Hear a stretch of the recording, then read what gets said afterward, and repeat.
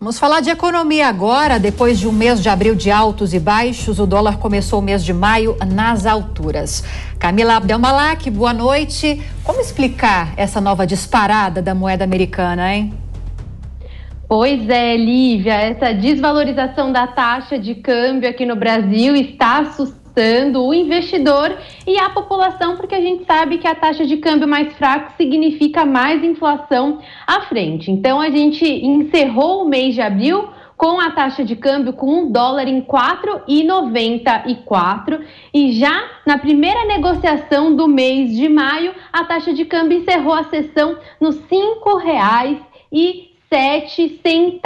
Lembrando que no dia 4 de abril a gente atingiu a mínima de 4,60 e desde o dia 18 de abril a gente não via essa taxa de câmbio, o dólar acima dos R$5. Então a gente tem essa leitura de que o real vem perdendo força em relação ao dólar, mas veja, essa é uma movimentação global. O risco de um juros maior nos Estados Unidos está puxando o dólar globalmente. As moedas estão se enfraquecendo em relação à divisa norte-americana, inclusive as moedas do G10. E esse movimento também está enfraquecendo as bolsas. Então, a expectativa pela elevação mais forte de taxa de juros lá nos Estados Unidos, inclusive tem a reunião do Federal Reserve, que é o Banco Central dos Estados Unidos, na quarta-feira. Eles devem acelerar o passo da elevação da taxa de juros por lá. E quando a gente tem taxa de juros mais alta na economia, que é considerada a mais